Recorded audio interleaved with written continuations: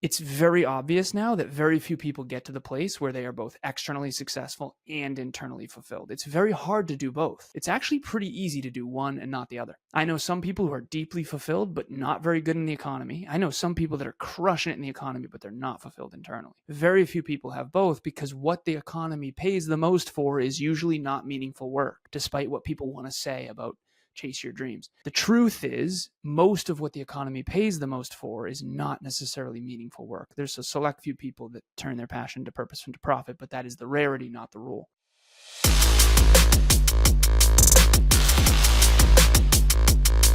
Happy birthday to you. What is up, guys? Welcome back to the No Half Cakes podcast. My name is Jim Spelko, and I am your host for this show, and I am honored for you to be here with me today. It is going to be an amazing episode. We have a great guest who will be joining us in a minute. Again, thank you for being here. Really just wanted to, first honor you for joining me here and for sharing some of your story, at least from what I've understood of kind of your background that you've shared so far.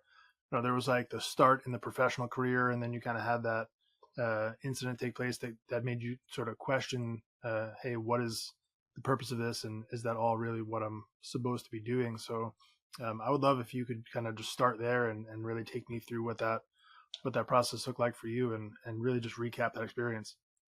Yeah, thank you. Start with gratitude. Thank you for having me. I really appreciate it. This is in many ways a dream come true. Just I never want to lose sight of that because my calendar these days is back to back to back to back to backs. But I remember in the beginning when it was crickets. And so I just always stay super grateful. I appreciate being here. The fact that anyone out there watching or listening to this, the fact that we have your attention means that we are influencing your life, hopefully in a very constructive way. So I don't take that lightly. And so I'll try really hard not to waste anyone's time, including yours, Jim. So the first thing to share here is based on that personal story that you had kind of alluded to. I didn't really understand this at the time.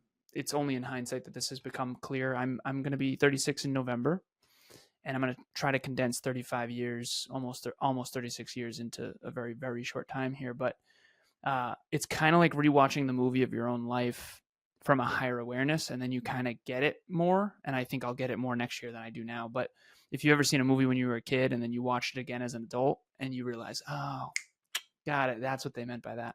That's kind of what it felt like. So definitely grew up in a challenging environment regarding the start. Started off tough. Father passed away in a car accident when he was 28 years old.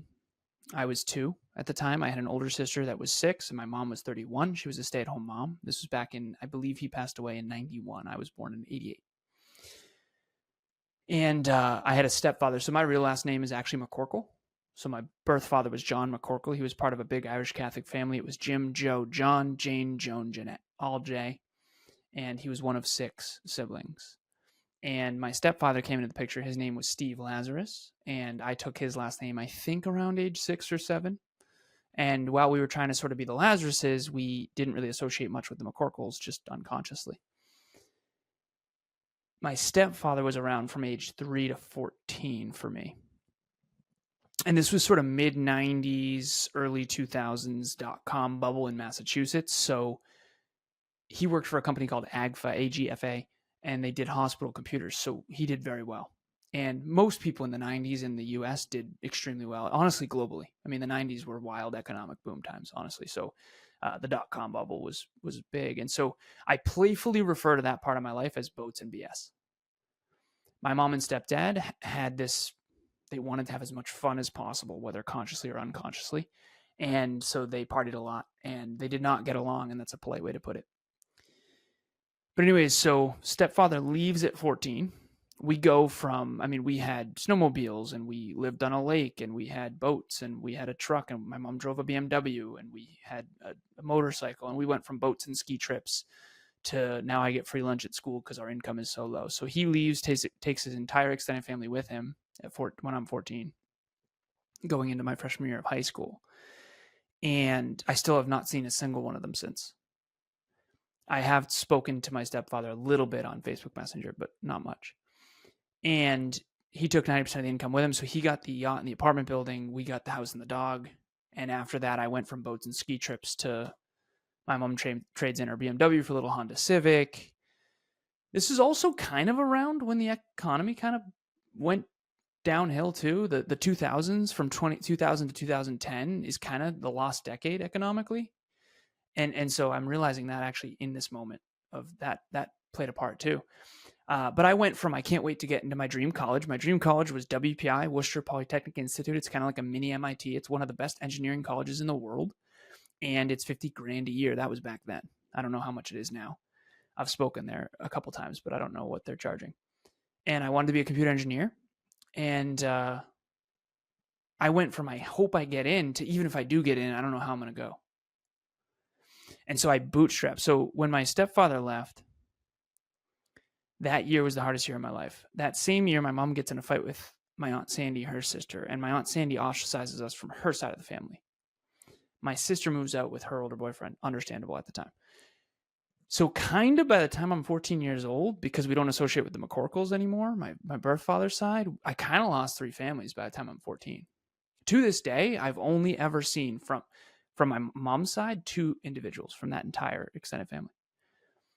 So my life has been a little bit wonky, and I didn't deal with any of that trauma until way later. I didn't even understand it. So there's 4 trauma responses. There's fight, flight, freeze, and fawn, if you study this. I didn't know about fawn. So fawn is you appease. So I definitely had some abandonment issues after 14, where it was, I'm going to contort myself to do anything I can to not lose people. And I, not consciously, but unconsciously. So I became this sort of social coward this weird, esoteric semi-genius who like was always contorting himself to try to make sure no one left him. Didn't really realize it. It was totally unconscious. But behind the scenes, it was fight. Behind the scenes, when no one was watching, it was aim higher, work harder, get smarter. Aim higher, work harder, get smarter. And I'm telling you, the drive is ridiculous. Ridiculous. I am actually dialing it down right now.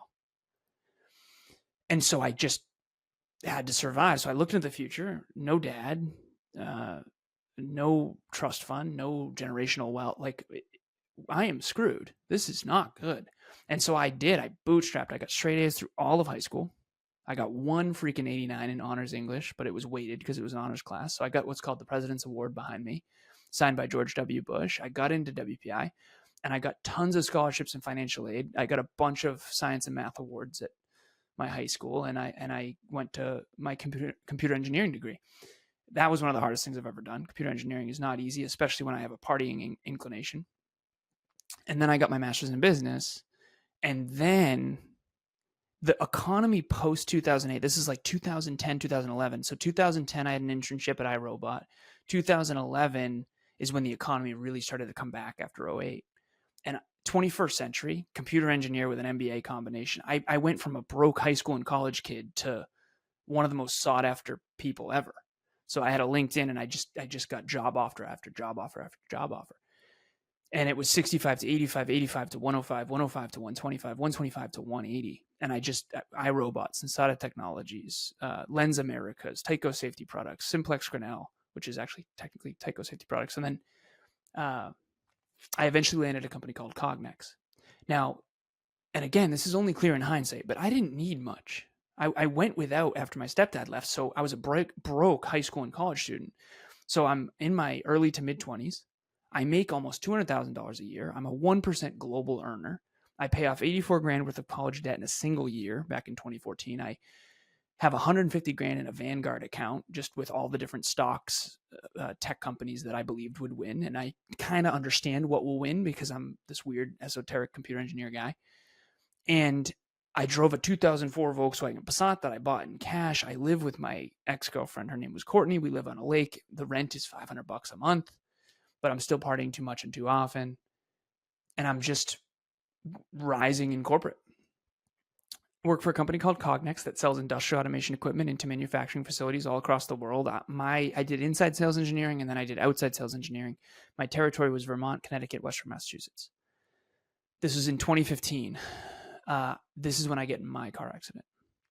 So at this point, I'm externally super successful, but internally not fulfilled. Didn't really know that at the time. It's only in hindsight that's obvious. So I'm up in New Hampshire with my little cousin. The one person who came back from my mom's side, his son, first cousin, my second cousin Dan, was in the car with me. We're driving to TGI Fridays. We're not partying or drinking or anything. It's a dark winter night in 2015. The snowbanks are covering the yield sign. I end up on the wrong side of the road at a three-way intersection. My fault. I looked down from the GPS up, and I saw the brightest lights I'd ever seen. I thought was a Mack truck. Two things saved my life, but I definitely had that moment of this is it. It's over. The first thing that saved my life, it wasn't a Mack truck. It was a lift-kitted pickup truck. Second thing that saved my life is the Volkswagen Passat. Thank you, Volkswagen. I used to call this car the tank. German engineered steel trap of a car, Volkswagen Passat. I literally called this car the tank. Front end completely smashed. This is not a fender bender. This was a head-on collision. Very serious accident. Fortunately, everyone was okay. But the frame stayed. Airbags deployed. He hurt his knee on the airbag. I hurt my face on the airbag. But physically, we were okay. I've seen pictures of my dad's car. Pictures of my car don't look very different. So I'm 26 at the time going, my dad died in a car at 28. And this is the second chance my dad never got. So my little cousin Dan, second cousin, he's still high school, sort of invincible. He's tweeting about it the same night, thinking nothing of it. Me, I'm quarter life existential crisis, Phoenix burned down, rise anew from the ashes metaphor, and filled with regret. Tons of regret. I mean, it's not like I was a bad guy. I just wasn't reaching my potential. I was not in alignment with what was best for my health by any means. I was 160 pounds, skinny fat, definitely had a drinking problem, drank too much and too often. Cognex's freaking motto is work hard, play hard. And I used to say work hard, play harder. So I was this weird sort of friends and fun and achievement. I was a super achiever, definitely gifted, but didn't really admit that socially until I was 30. I used to not say that, but definitely gifted and love tech, make tons of money, but parties. And that's what I grew up in. My mom and stepdad partied. Freaking nonsense, honestly. So after that, I flipped the script. I was achievement oriented and improvement oriented. I was externally successful, but deeply unfulfilled. I flipped the script. I went all in on self-improvement, personal growth, personal development, self-improvement, every book, every course. I mean, you name it. I went down the whole rabbit hole. Tony Robbins, Jim Rohn, Og Mandino, all these people. And I worked on me, happy, healthy, productive, fitness model, fitness competitor, fitness coach, the healthiest dude you've ever seen. But I went broke. So now I'm deeply fulfilled. I love my life. It's super meaningful. I'm chasing my dreams, living my dream, but I'm broke now. I liquidated all my freaking assets. I went past zero.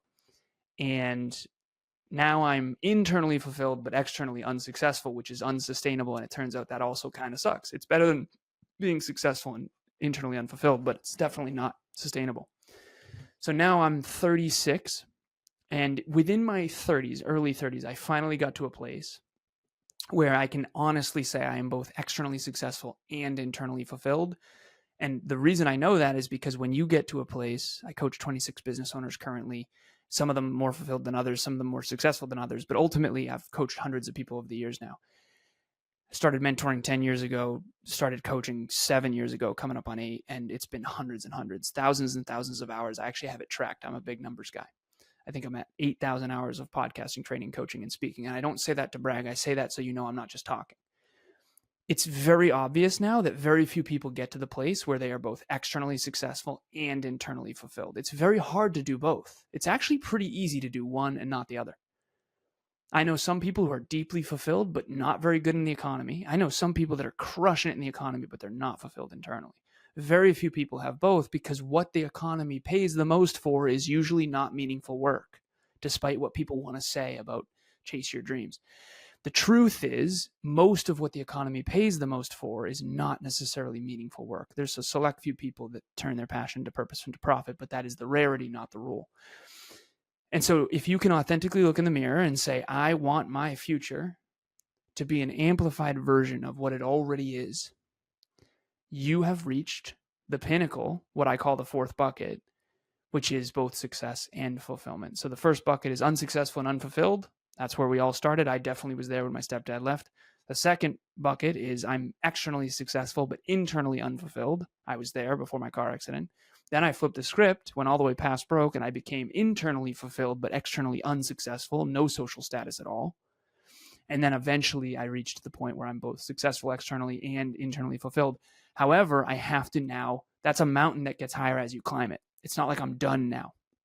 Success is not something that you just get to, it's something where the rent is due every single day. And so now I'm just trying to amplify and up level that. Next level you is pun intended. Next level university. So that's, I think that the hero's journey we all kind of go through, and only in hindsight, interviewing tons of people and coaching so many people over the years, you realize we all have that sort of journey, but maybe not in that same order. But I think we're all trying to get to that fourth bucket. Right. Yeah, it's a really powerful story, and there's so many different ways that we can go from there that I almost don't even know where to start. But I think one of the most important ones is just talking about what success really means, and where you say, hey, you're externally successful and internally fulfilled. I think that's such a beautiful point that a lot of people don't see, and they look for that external fulfillment. They look for, hey, if I am successful at this career and I get to be the CEO or I get to make $200,000 a year, I will be successful and all my problems will go away.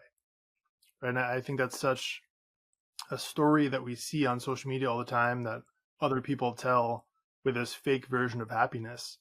But this version of the story, it's uncomfortable, right? Not a lot of people want to share this stuff because not a lot of people want to say, hey, I struggled at this or I did this thing and it sucked. But these are the stories that I think are the ones that are most important to share because, like you say, how many people are stuck in one of those, first three buckets who don't reach that fourth bucket, most because they don't have an example of what's possible. Right? They don't have that person in their ear saying, hey, here are the mistakes I went through. This is what happened. Let me help you avoid this trap. Or let me at least shine some light on things you can look at or ways you can get around this to see what's possible in your life. So again, man, I just wanted to take a moment after you shared all of that, because that is a lot to unpack, to thank you for all those experiences and not giving up. Because I think there's a lot of experiences in that process where you could have said, man, screw this. I'm just going to give up and go chase some money. And then just, I'll repeat the things that you may have seen. Hey, I'll go live a party life where it's bigger and better. And then, hey, maybe your future looks like things you were trying to avoid, as a child. So, man, thank you. Thank you for thanking me, and thank you for doing what you do in the world, because ultimately, when I got in that car accident, I was filled with regret. And I think regret is the best teacher. The two best teachers are fulfillment and regret. When you feel a deep level of fulfillment, there's something in that to learn about you. It means you're in alignment with your potential. It means you're in alignment with your calling, your mission, your purpose, whatever you want to call it. And when you are in regret and you actually own it, that, I think regret is your soul saying, yo, wrong freaking approach, wrong person, wrong place, wrong thing, wrong idea.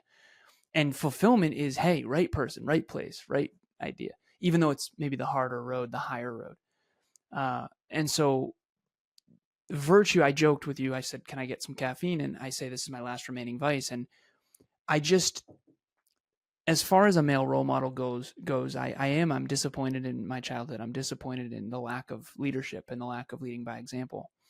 And self-improvement was not a part of anything I grew up in.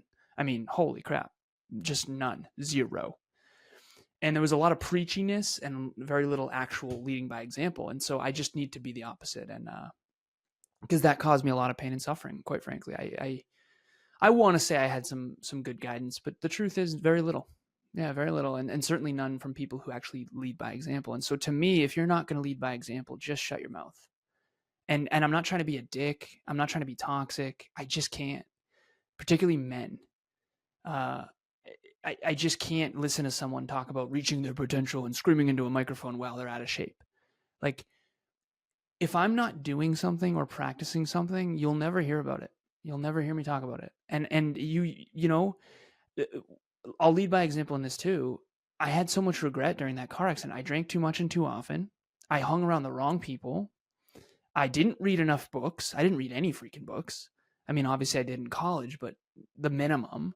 I rested on natural talent. I was definitely gifted. I got straight A's in high school and I worked harder than the average bear, but not nearly as hard as I could have or should have. I cared more about math and science than I did English, so I would cheat on vocab tests and stuff. And I cared more about results than I did the process. And I wasn't a horrible person. That's not my point.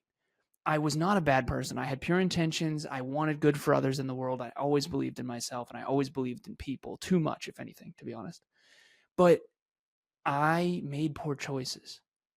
Persons, places, things, and ideas. I made terrible choices.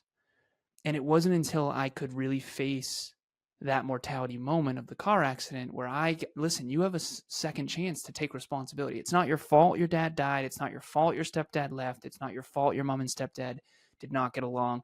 It's not your fault that all these horrible things have happened. And way worse than that I can't even share. And I need to make it clear too, not my entire childhood was bad. There was some good parts, but I can't sit here on a microphone and say it was good because it just wasn't. There was some bright spots, okay? For anyone out there from my hometown listening, there was a couple good things, right? But for the most part, it was atrocious, and I just have to be honest. And so I regret my choices. So yeah, that wasn't my fault, but it is my responsibility to make a life out of that. And so there's an expiration date on complaining about all the bad things that have happened to you. There's an expiration date on blaming the world or blaming the government for your terrible life. And I don't want to be toxic with this, but the truth is you're responsible for what you say, think, do, feel, and believe. You are responsible for what you fail to say, think, do, feel, and believe. And you're responsible for how you respond to what's said, done, thought, believed about you. And ultimately, no one's going to come save you. And no one was going to come save me either. And so I had a couple advantages in life. I'll give them to you because I want to be transparent. The first advantage is I was very gifted. Most people would not have made it out of what I made it out of. And some people didn't, right? Most people didn't. Almost no one didn't. I playfully refer to where I grew up as the Boulevard of Broken Dreams. And while there was some bright spots, that is my truth. Number one, I was pretty gifted, so I definitely had some advantages. Number two, I was born in a country that invests in the powerful minds of people, so I wouldn't have been able to go to one of the best tech schools on the planet, colleges, if it wasn't for scholarships and financial aid, and I was born in a country that invested in me. And for that, I'm forever grateful because I wouldn't have been able to go. And I could get emotional just talking about that because that got me out. That helped me tremendously to get around the right people. Okay. One of my professors was the CEO of Honeywell, and he sat me down and said, "You're different, and you need to, So I had mentors and coaches when I got out. And then the third thing, and this is probably connected to the first one of giftedness, is I always believed in myself. Anyone out there watching or listening to this, I realized why everyone thinks I'm cocky. If I have level 10 self-belief and only level 8 humility, I'm going to appear level 2 arrogant. I always work, like I have more self-belief than I do humility. It doesn't mean I'm not humble. I don't struggle with self-doubt, and most people do. Externally, achievement always came easy to me. It always has it, and no one admits that. Some of these people don't admit that, by the way. I have some people that are just gifted, that just win at everything, and they're multimillionaires, and they just win at everything, and they don't even know why. And they're actually playing video games at night still. They're like children. It's wild. My point is some of us really are born different. And if you don't think so, go play basketball with LeBron James, okay? I was gifted, and I'm grateful for that. I have 3 advantages in life, and I just gave them to you. Everything else, and I've analyzed my life upside down and sideways. Everything else was not an advantage. Those are the only 3 I could find. But that third one of self-belief is a superpower, and the people who have it don't even know they have it. I have a business partner named Kevin who I started working with almost 8 years ago. And he's like, dude, that's never going to land. Because I would say things like, I used to say this, I've never once questioned whether or not I could do something. I've only ever questioned whether or not I want to. He's like, dude, what? And I'm like, well, yeah. I said, brother, I when I was 14, my 2 paths were going to be lawyer, politician, president, or engineer, MBA, CEO, like Steve Jobs, my hero at the time. He's like, dude, no one's like that. I was like, what do you mean? Everyone believes in themselves. Got it. They're mirroring me. Everyone around me believes in themselves more. They're mirroring my belief. Or they think I'm faking it, which most likely is more accurate. Because I would get older and older and older and older and older. And all the people that talked about these big goals and dreams didn't do any of them. And I'm still actually doing them, right? And it didn't make any sense. It's like, well, you said you wanted X. Why are you doing Y? Oh, he said, Alan, they're just talking. I was like, what? I said, Kev, I've never once said I'm going to do something and then like gone to the beach. I've never once said I'm going to do something and not actually intended on it.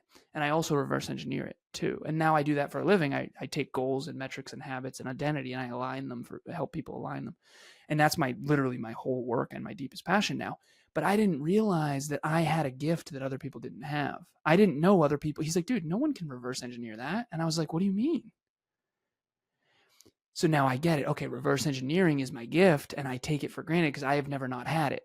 And that's a modality of thinking in formulas. If you have the formula, you know how to do it. So it's not that challenging, as long as you have grit and discipline, which I also had from my childhood. So, but the piece of it I didn't have, and this is the other piece, that I don't struggle with external self-doubt. That I don't struggle with, but I'm a social coward. Social was my freaking issue. So Kevin says this. He says, everyone on earth is afraid. There's two types of people on earth. There's people that are afraid and there's liars. It's funny. Okay. So I was just afraid of something different. Okay. So I'm not afraid of failure. I'm afraid of success because success means abandonment. When you succeed past your peer group, do they root for you? Or is it a mirror and it triggers insecurity and then they get all wonky? And so Kevin says, you are afraid, if you're out there watching or listening, that you are afraid that all of you is not enough, or you are afraid that all of you is too much. I don't have the first one. Not really concerned about it. The second one, whoa. Socially has always been hard for me. I don't get it. I'm trying to help people. Why do people hate me? I don't get it. Kev is super likable, and he's the underdog that everyone roots for. So him and I would give the same freaking speech together. We literally speak together. I know I'm going to crush it and get people thinking differently and get them believing in themselves and their own brighter future. And I'm not concerned at all about the craft and my ability to deliver value, but I'm concerned everyone's going to hate me. Kevin isn't concerned at all that anyone's going to hate. He knows he's going to have everyone laughing. He knows everyone's going to like him, all that stuff, but he's concerned he won't add any value. Got it. I'm an esoteric weirdo that people don't relate to, and I'm unconsciously wanting to be liked because I've never been liked.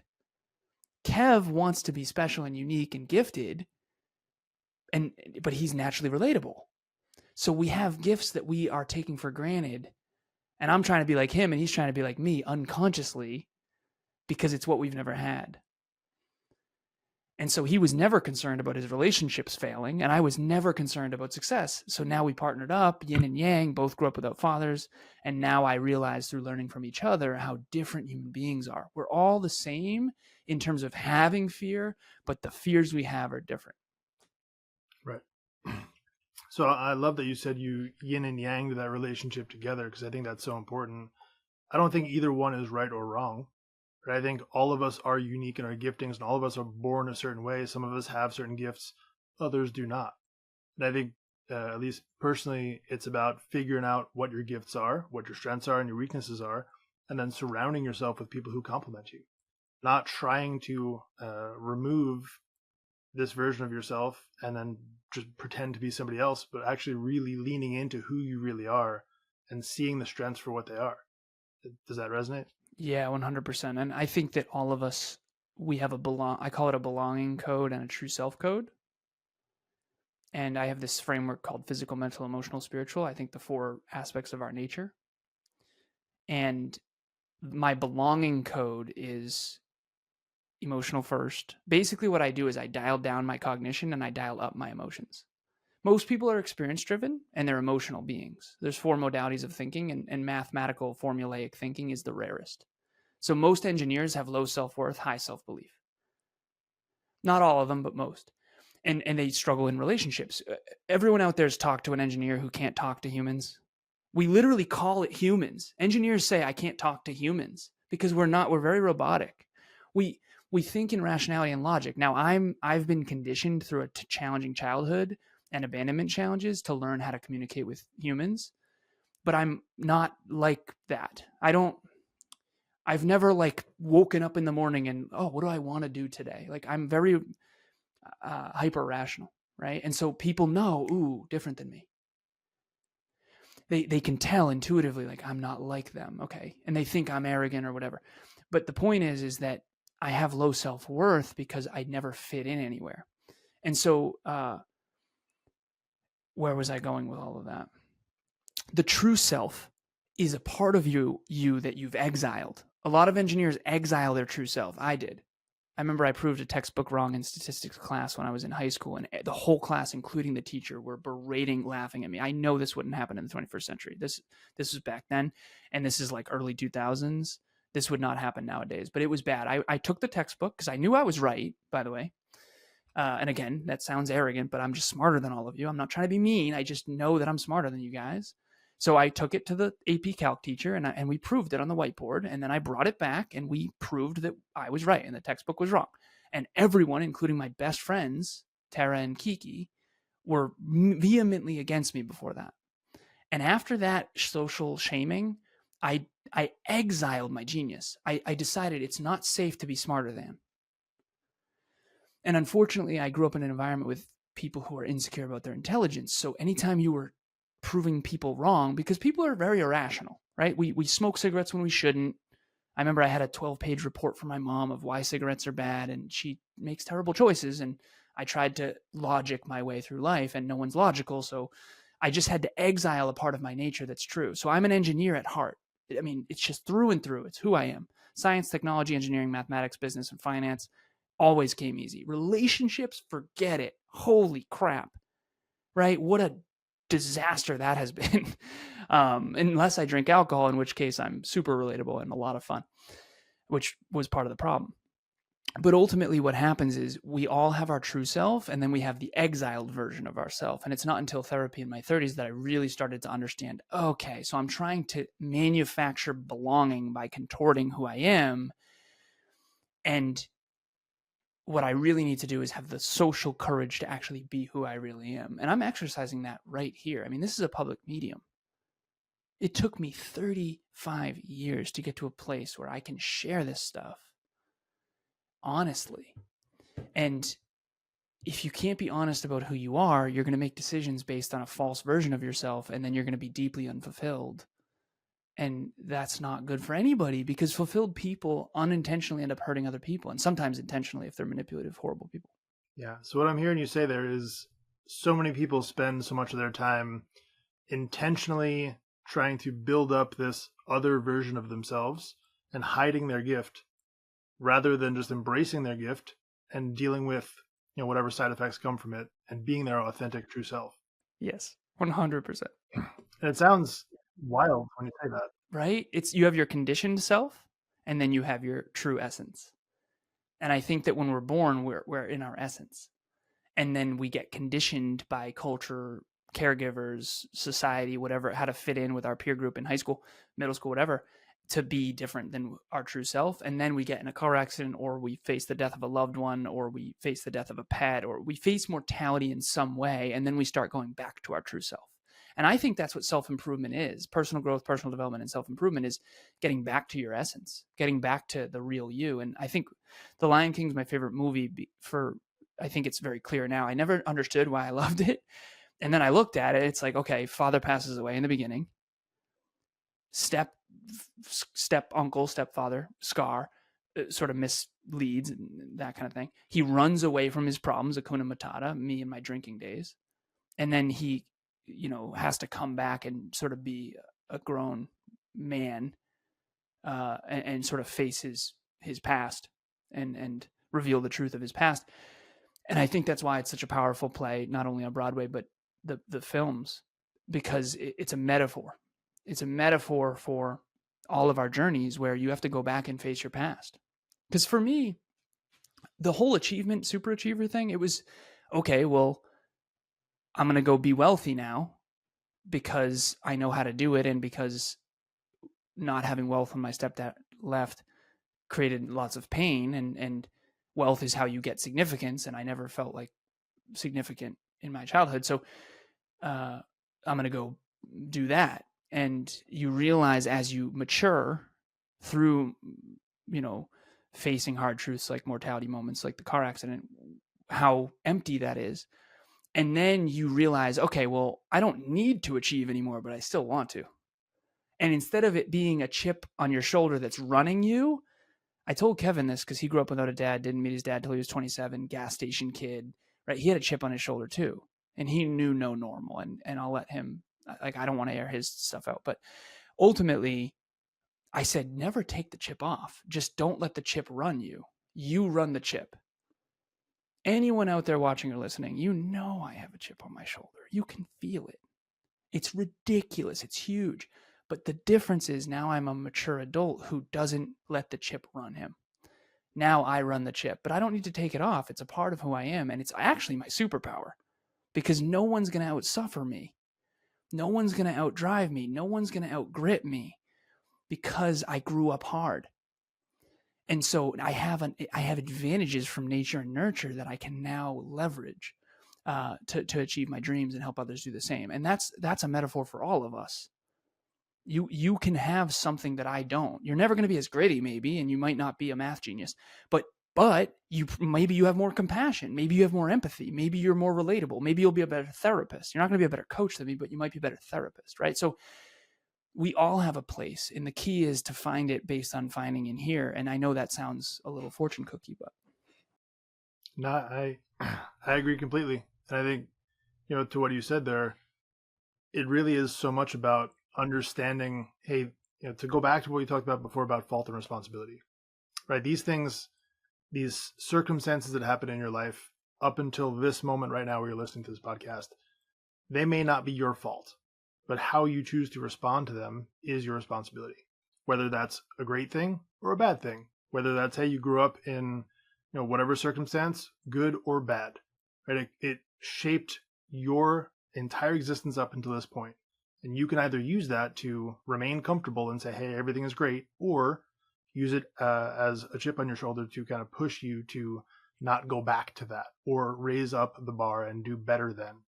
Right? But these are the decisions we have to make. And I think, there was another point you made earlier, which I wanted to just expand on a little bit too, is having a moment like a car accident or a relationship breakup or whatever these dramatic life-altering experiences are. It usually takes something like that to get you to the point that the pain of staying the same is greater than the pain of change, right? Because these changes that you've made in your life, that I've made in my life, they're not difficult, right? They're just hard. It's not an easy thing to have to go through because it's painful. It's uncomfortable. It's not all that difficult. It's a relatively simple process about changing your mindset on a couple things and then really just gritting it out. Understanding and believing who you really are and then continuing that belief. It's relatively simple, really hard, really uncomfortable, right? But going through the process, the freedom and joy and true success you could feel with the fulfillment internally is so flippin' worth it that it, 100 times to 0 outweighs the discomfort. But it's that tipping point getting people into that experience. How do you feel about that? yeah. So the thing that you talk about there is we have this framework where we have the growth zones is what we call it. And I was actually talking to one of my team members, my executive admin Laura, who I think you might have met actually, internet met, via messages on prior to this interview. She's the one who scheduled this for me, and I was coaching her. I coach the team biweekly, and she's actually teaching a young woman, I'm sorry, Spanish. And I said, I've been coaching you for years. This is what I'm doing. Let me break it down in a nutshell. I pull up this digital asset. It says Next Level University on it, and it's these 3 circles, and it's the growth zones. So the inner zone is the comfort zone. We've all heard about that one. Then there's the growth zone, and then there's the anxiety zone.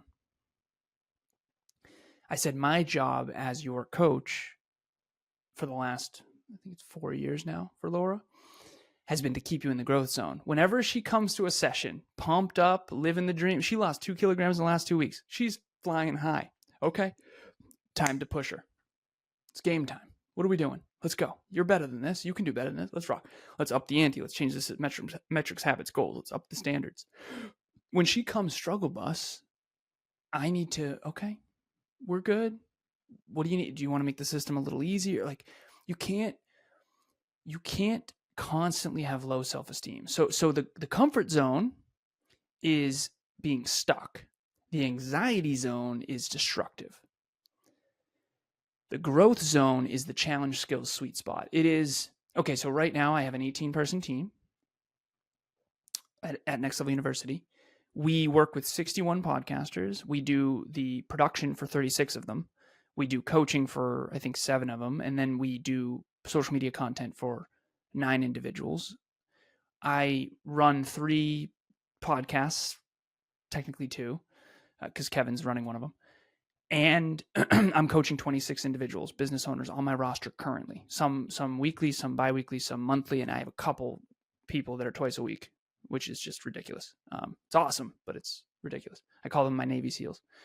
But the old Alan 3.2, when I was 32, couldn't handle all that. I would have cracked like a freaking walnut. I work Monday through Saturday, front-facing 10 a.m. to 6 p.m., podcasting, training, and coaching. We have a group coaching program with 11 people in it, right? So me at 26 could never have done all that. That would have been destructive. That would have been the anxiety zone. I can do that right now within my growth zone. I'm not chilling, but I'm not freaking out every morning, right? Some mornings I am, but you understand what I'm saying. So at the end of the day, I do agree with you. All of us have to get out of the comfort zone proactively and choose hard in order to grow. Because if you don't, life's going to come and smack you out of it. And when it does, you might have PTSD like I did. Double yellow lines freaked me out. I was claustrophobic. Crowds bothered me. I kept getting pulled over because I was too tight on the right side of the road because I was so afraid to be on the wrong side of the road again. So ceiling fans bugged me. I remember I had to puff my chest up and walk in and out of doorways just for exposure therapy from claustrophobia. Like, that car accident really had some detrimental effects. And yes, the post-traumatic growth was wonderful. It got me into self-improvement. It got me to rechange my life. It got me to focus on fulfillment more than external success. It got me to focus more on real world metrics rather than vanity metrics in the social world. It got me to focus more on personal development than on status. And so it turned my life around, but there was a lot of PTSD from that car accident that really messed me up. And so if you can grow and advance and choose hard, instead of getting in a freaking car accident, you will be better off. You'll be better off. And unfortunately, to your original point, you have to be more afraid of being complacent and of regret than you are of taking that next courageous move. Courage is 90% of success. And I coach so many people, and I don't mean that as some fortune cookie phrase. I was too afraid to lose people. And then when I hit that car accident at 26, my fear of regret became larger than my fear of losing my friends. And by the way, I've lost almost all my friends. If I wanted to, I could probably go spend time with some of them. Some of them were horrible to me. Some of them were wonderful and some of them weren't. But I podcast, coach, train, and speak. I haven't taken a day off in 10 years. You don't have to do what I do, okay? I haven't taken a full day off in 10 years. Some days I work 14-hour days. Some days I work 2 hours a day. But I haven't taken a full day off since that car accident. And that's my choice. But you better believe the lazy friends went. Nobody wants to hang out with someone who's worked out every day for 2.5 years. That doesn't, while they're drinking in their parents' basement. When you become a mirror, yeah, you inspire more people, but you also repel more people. And so you have to face whatever fear is inside of you. You're either afraid of failure, or you're afraid to be seen as a failure, or you're afraid of judgment. The 3 main fears that human beings have are fear of failure is number 1. And it's not just fear of failure. It's being seen as a failure, by the way. Fear of judgment, which is basically the first one. And then fear of success. That's the rare one. I think 4% of the population, based on my analysis, is afraid of success, actually more than they are of failure. And we're all in this little comfort zone between the floor and the ceiling. I don't want to be seen as a failure by my peers, but I certainly don't want to be so successful that I get ostracized from the group. And so we all stay in this little comfort zone. And it's not until a mortality moment that we get kicked out of it and realize, you know what? I'm going to regret this if I don't change. So now, how does someone start that process without getting in their car and swerving into oncoming traffic? Like, obviously, that's not a realistic bit of advice to give people. Please don't do that. But like, where do you start if it's not that? Therapy and coaching. So I have a therapist named Carol. I playfully joke. I had dozens of coaches and mentors in my life, particularly mentors, particularly in corporate. Some of them were great. Some of them, in hindsight, were completely full of shit. I don't know if I'm allowed to swear on this. I apologize if I'm not. But in hindsight, I've disappointed in some and thrilled about others. It doesn't matter. The point is if you want a coach, you probably need a therapist. If you want a therapist, you probably need a coach. I didn't start therapy until I was in my 30s, and it was one of the best things I ever did. Here's the difference between coaching and therapy from a high level. And again, this is a blanket statement, so don't quote me on this. Coaching is about success externally. It's about reverse engineering goals, metrics, habits, and yeah, you do some identity work and you work on yourself and your fears and stuff. But it's mostly about the future. Hey, Alan, I want to achieve $500,000 in revenue over the next 2 years in my business. How are we going to do that? Here's my industry. Here's my metrics. Blah, blah, blah. Awesome. Therapy is about the past and about you and how you work internally. Coaching is about the economy, science, technology, engineering, mathematics, business, finance, commerce, government, business to consumer, business to business, business to government, country, all this. So success is what coaching is about. Therapy is about self-worth, self-esteem, self-respect, boundaries, courage, social courage, learning about who you are, strengths and weaknesses, self-assessment, self-reflection. It's the inner world. And success and coaching is more about the external world. And they're connected. They're super connected. So I know some people that are great in the external world and they crush it in the economy, like I mentioned, but they don't know themselves from a hole in the wall and they still play video games in their basement while their wife cooks dinner, right? And I'm not trying to be mean. I just can't. You got to grow up. Some of these people from college, they're engineers and they're successful and they're multimillionaires, but they didn't grow up. And it bothers me. It bothers me. But of course it would, because I did grow up, but I also got in a car accident, right? So fast forward. It's like, hey, have you tried Halo 5 yet? Dude, when we were 19, that was cool. No, I haven't tried Halo 5 yet, brother. Okay, fast forward. So if you need success and you struggle with success and external achievement, there is help. You can learn how to do it. Here's what a coach does. It's this simple. I'm going to teach you how to do it. It's the how. The how is external. How do you become a better leader? How do you start a podcast? How do you monetize a podcast? How do you track your numbers? How? The how is easy for engineers. Okay, so some people don't know the how. They don't even know where to start. And I've realized I'm the how guy over many years. Therapy is about the why. It's about inside. It's about why do you want to achieve that goal? Achieving a goal for a goal's sake is stupid. You're going to achieve the goal and it's going to be empty. Meaningful progress toward a meaningful goal for a meaningful purpose, that's where fulfillment is a byproduct of that. It's like laughter. I can't make you laugh. If I want you to laugh, I have to tell a joke. That's what success and fulfillment is kind of like. You have to do these things and then success is a byproduct. You have to do these things and then fulfillment is a byproduct. And if you do the right things for the right reasons, as esoteric as that sounds, in the right direction of your true potential and your true contribution for a profit, you will be both successful and fulfilled. But most people don't know how. So if you want a coach, you need a therapist. If you want a therapist, you probably need a coach.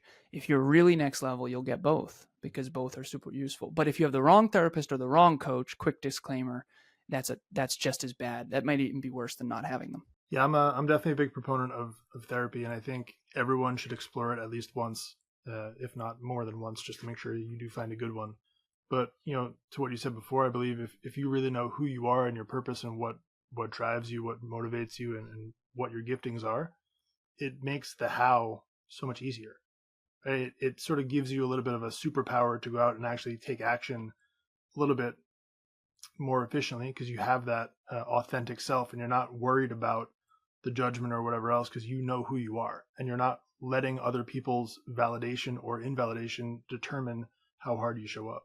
So yeah, I would definitely stamp that Jim stamp of approval for going to talk to somebody. I often joke, I say, because my girlfriend said I've been doing therapy since I was 12, and I don't want this to be you're broken, go fix yourself, because that's not at all what it is. I just think you're leaving a lot on the table by not having a therapist. And I had that guy reaction of like, why would I get it? I often joke, I say, guys can't even ask for directions, never mind get a therapist. So good for you and good for me for being in the, I think the stats are significantly more women have therapists than men. I think women are statistically far more humble. And I also think that culturally, like my sister had a diary growing up. I didn't have a journal till I was 26, right? So we don't self-reflect as much statistically, men. And I'm telling you, that's where the gold is. Right. Well, it's not manly. Right? We're not supposed to feel feelings. That's kind of the whole problem with, and sort of the reason why we even have these conversations, right? How many times you look around and you're not supposed to feel feelings, you're not supposed to have emotions, you're not supposed to go to therapy, you're not supposed to do this stuff. Otherwise, you're a wimp, right? You're not a man's man. But that's, much to the point of why we have these conversations to just give that different example. uh, you saying journaling is not manly might be the dumbest thing I've ever heard. But I agree. That's unfortunately the. At least we have beards. I didn't get my beard until I was 36. So I not only was I not manly, I also looked like a child. So that was super helpful in my business coaching career. Yeah, no, it's laughable. It's genuinely laughable. So humility over everything. Humility in action, not words, right? So if you don't have humility, you're not gonna journal. You're not gonna get a therapist. You're not gonna read books. People without humility don't work on themselves because they don't think they should have to.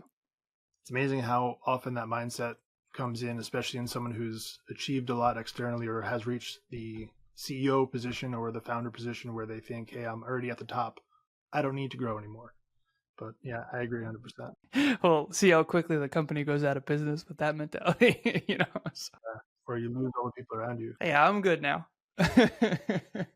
So we're kind of running out of time here, and I want to respect that. So I just wanted to, again, thank you for everything you shared. This has been an absolute honor and pleasure for me. And I'm sure that everyone listening will have gotten one, if not 38,000 different value bombs from this. So thank you for that. Any final words or any way that we can support you going forward? Thank you, Jim, for having me. I started with gratitude. I will end with gratitude. I really appreciate it. I want self-improvement to keep spreading. I used to say I want self-improvement to spread like COVID, but that's too jarring for people and it feels non-compassionate. So I say it in a different way now. Kev's like, dude, don't say that. But in my brain, it's the same thing. 2, 4, 8, 16, 32, 64, 128, 256. COVID spread exponentially. That's why it was so scary.